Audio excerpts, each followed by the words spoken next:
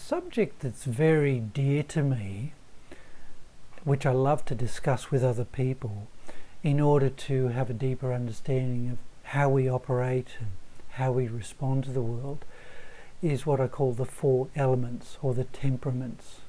Now this is very old knowledge that's been around for centuries, but it's very simple, and once you get a grasp on it, it can make a huge difference in the way you understand what's driving you and also what's driving other people, so that you can have better relationships and communication with other people, especially the ones who are very different to us. So it comes back to these 4 elements. So the first 2, and they're not in any particular order, or one is not any better than the other. In fact, they're all equal, and we need all of those elements, and they're actually inside of us. So the first 2, fire is number 1, water is its opposite, fire and water. And then we also have the other 2, air and earth.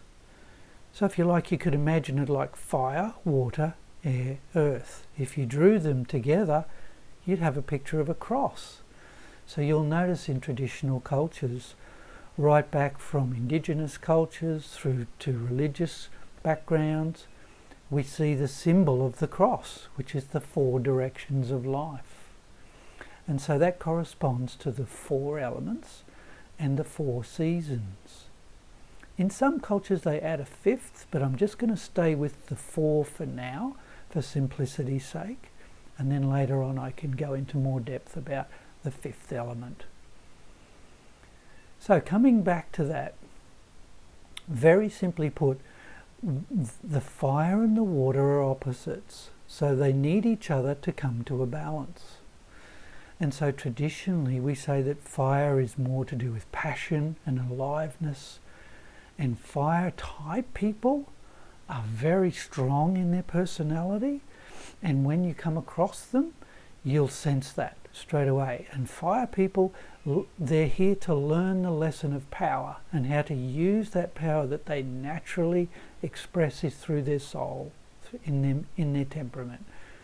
If they do it well, they're wonderful leaders, they're wonderful guides and helpers, and they're very inspirational. They really can help others, and they do it by example. They don't just tell others what to do, they actually do it and say, come and follow me. So that's the gift of fire in life, and it affects different organs in the body and systems as well. Now the opposite of that is water. So water is completely different. So that's why if there's too much fire in life, we put some water on it to quieten the fire down, because it's gotten out of control. So water is the element of receptivity. So people who have a receptive nature, they're more gentle, they're more peacemakers, they're very harmonious in their nature. You can see them a mile off. They're quite often gentle souls who are really good to be around, because they allow you room to be yourself. And just like water that receives and absorbs everything, water people are very sensitive by nature, and they're very good at helping other people release stress. They're like a big blotting pad. They can absorb the stress and tension from others around them. So again, we have the fire people who are very self-oriented and strong, so they live life through my way. The water people are the peacemakers and the harmony makers, so they live life the easy way. So peace and harmony is the theme of their soul, and their whole life journey is about, can we all get along? Can we have peace and harmony? And they're the great healers and diplomats and those who smooth the troubled waters in life. Now we're going to go to the other 2 elements. Let's go to air. So air people are the springtime people of life. They're the child in all of us. They're the ones who love new things, they love learning, they love expressing, they love connecting. They share knowledge and information. So these are the teachers of the world, the information sharers. They're the YouTubers in the world. These are the people who love acquiring knowledge and understanding to figure out how life works. They love new things, and they in themselves always come up with fresh ideas, new ways of looking at things. So their great gift, like springtime and like air, if you think of air, it always changes and moves. It can be very powerful and strong, or it can be very gentle. But air people, by their nature, they're the fun people. So they like to live life with newness and fun and freshness. Yeah? And so that's the gift of the air element that's in all of us. And then finally we come to the earth element. So the earth element people are the plodders in life. They're the reliable people. They're the trustworthy, honest, dedicated, the quiet achievers. The earth people are much more introvertive.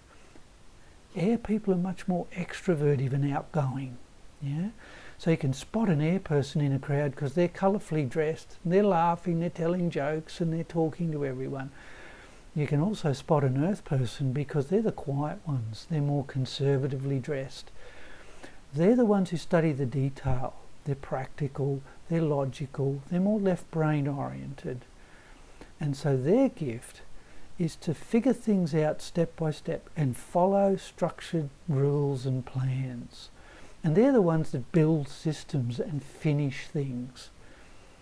So, and their great skill that they have is to help others to get things finally achieved. And they're the reliable ones. So each one of those elements has this wonderful gift. So we've got fire, living life my way. Water, living life the easy way.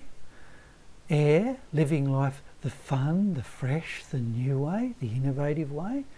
And earth, living life the proper way, following the structures, following the formulas that work, the reliable ones.